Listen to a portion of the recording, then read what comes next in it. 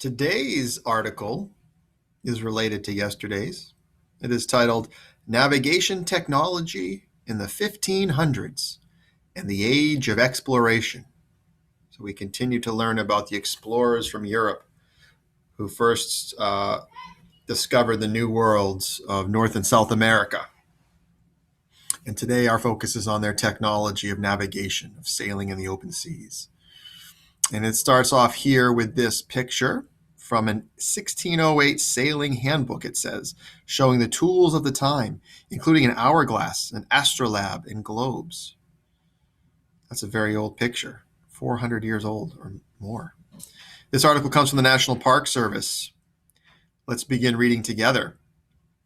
By the beginning of the 1500s, technology used for sailing was developing quickly.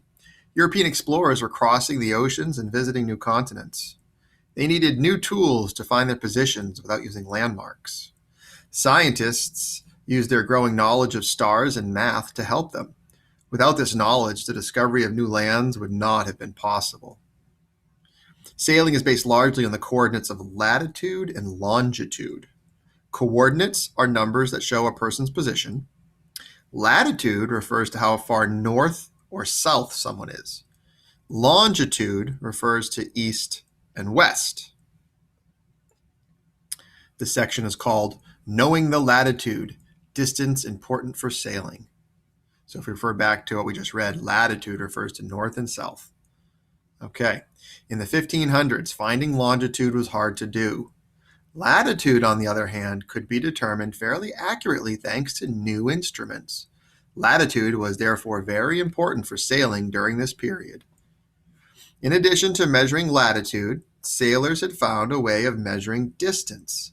They measured the speed of the ship and the speeds of the ocean currents. From this information, they could find out how far they had traveled. This system of measuring is known as dead reckoning.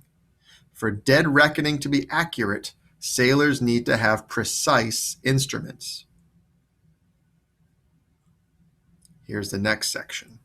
Instruments for measuring latitude. One instrument sailors used was the map of the earth and its seas. In 1569, Gerardus Mercator invented a map where sailors could read latitude and longitude easily. Another important instrument was the astrolabe. This tool was used to determine latitude by measuring the position of the North Star. When looking at this star, a person is always looking north. The astrolabe showed sailors how far north or south their position was.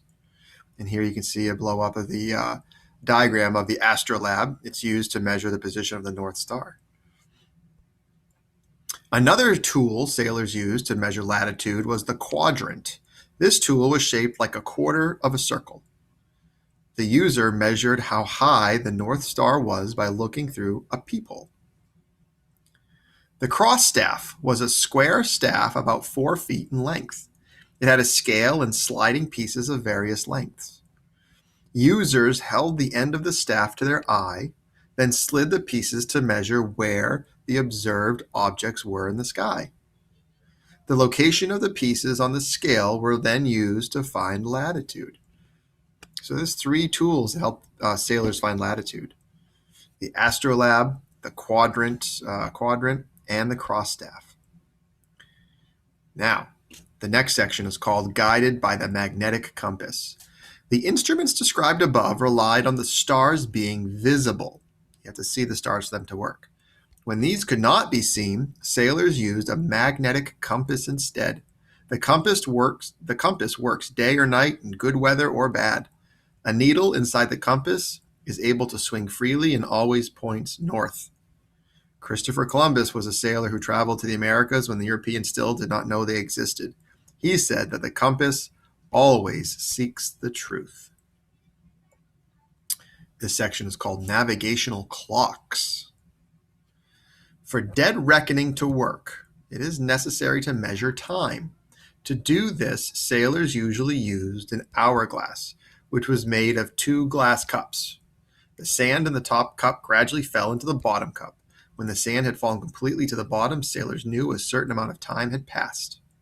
The most common glasses were the 4-hour and half-hour sizes. A ship's boy carefully tended the half-hour glass, turning it as soon as the sand had run through. The glass was used together with the log. This was a piece of wood attached to a long rope that had knots placed at equal spacing. A sailor threw the log into the water and felt the rope as the ship pulled away. When the sailor felt the first knot pass through his fingers, he shouted a signal. Then another sailor turned a 1-minute glass.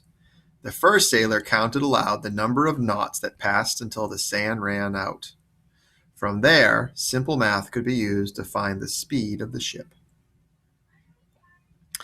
This last section is called Sailors Also Used Maps. Many other tools were used as well. Sailors also used maps to keep track of where they were going.